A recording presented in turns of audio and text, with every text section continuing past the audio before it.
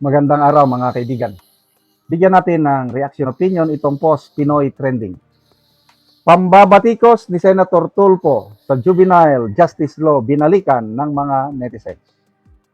Sa gitna ng mainit na usapin ngayon sa juvenile justice law ay may ilang netizens ang binalikan ang naging pahayag noon ni Senator Rapi Tulfo tungkol sa nasabing batas.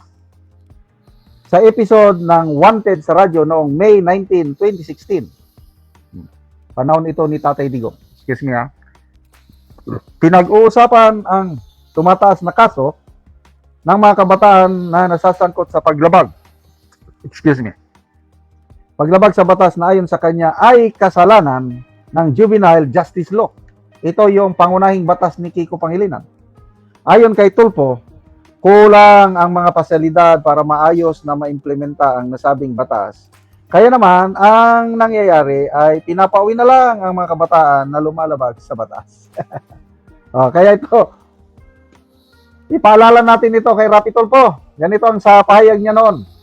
Dapat ang ikulong yung mga mambabatas na may pakana ng batas na yan kung akong tatanungin. Kasi hindi naman yung mga bata ang dumiskarte dyan.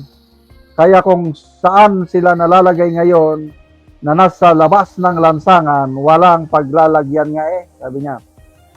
Gawa ng batas na wag sila ikukulong. O, sila na lang ang bahala sa buhay nila matapos silang gumawa ng krimen. Lalabas din sila at pagalagala pa rin dyan. Dapat ang ikulong yung mga senador. Dagdag niya, ngayon na senador na si Tulfo, ay suportado niya pa rin ang pag-iamyenda sa nasabing batas. Ay, salamat. Kasi, noong pahayag niya ito, I believe hindi pa siya senador.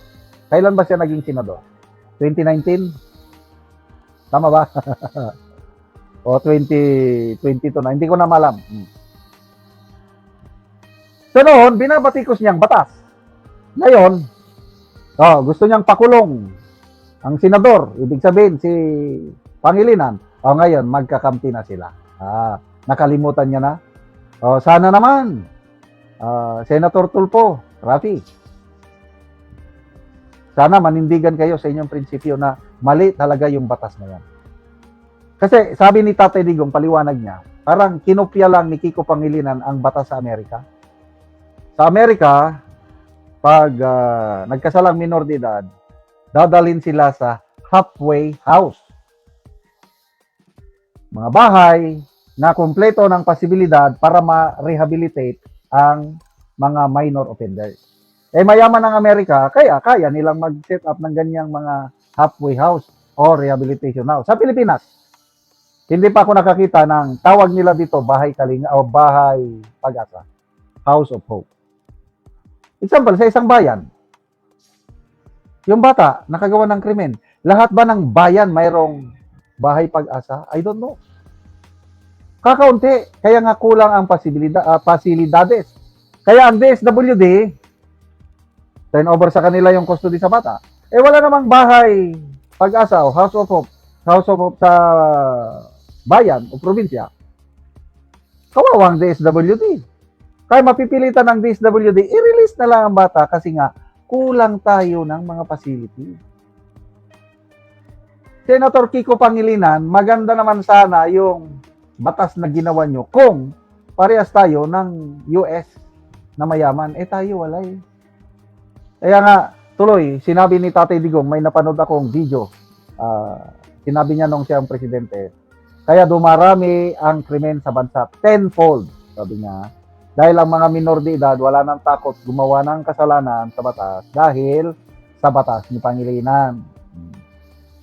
So, update ngayon, yung nangyari sa Tacloban, yung mga suspect, sinampahan na ng kaso, 3 counts of murder, 3 counts of frustrated murder, and multiple counts of serious physical injuries. Dahil madami ang wounded bakit sinampahan na nandyan naman sa batas na wala silang criminal liability? Ang alam ko dyan, procedural lang yan. Ginagawa lang ng pulis yung trabaho nila. Pag sampa ngayon sa korte, DSWD na at abogado ng mga bata o public attorney's office, mag-file lang ng, I don't know, anong tawag doon, petition, manifestation, na isite yung batas pangilinan. Dahil may batas, ang korte mag-uutos na ang bata is mag-undergo ng rehabilitation sa House of Hope. Kulang nga ng mga House of Hope. Kaya after 1 year, I don't know kung anong mangyari sa batang wala nga eh. Maganda sana kung talagang real na rehabilitation. Wala tayong pundo. So after 1 year, pakakawala ng bata, gagawa na naman ng the same na kasalanan. Kaya paulit-ulit na lang. Alala ko tuloy yung text messages ng mga bata, yung mga suspect. Nakalagay doon, hindi naman tayo makukulong. Minor de edad tayo. Wow! Wais itong mga bata, alam nila yung batas. Kaya, Senator Rapi Tulfo, manawagan kami sa inyo. Please lang, igit ninyo, amyendahan na ang batas ni Pangilinan or ibasura na lang. Kung hindi man ibasura, amyendahan, ipababa yung age of responsibility, age of criminal liability. Huwag yung 15. Huwag yung 18. Dapat 12. Pwede na yung 12. Or ibalik sa dati 9. Salamat mga kaibigan sa inyong pagsubaybay sa channel na ito. Nakakatulong kayo ng malaki sa tribong Talanding ng Bukidnon dahil sweldo natin sa channel na ito is pantulong sa tribo. Namimigay tayo ng libreng yero at pako para makapagpatayo sila ng mas maayos na tirahan. Panoorin nyo ang video nito. Muna ni ang atot ko natagaan ng maglero. So, ipangbutangan lang gani og silupin. Iyan ang gapan ng galon. So, nalikad ako sa buslot sa iyang balay. Sa iyang atok. So, ipang pausapawan dito silupin. Tungod kay kung mag-ulan, wala na gid sila. Lang kayo matandaan.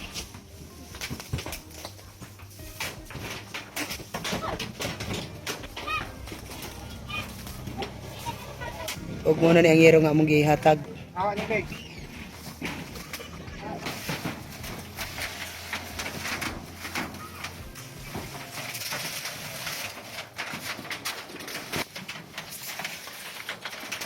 Yan.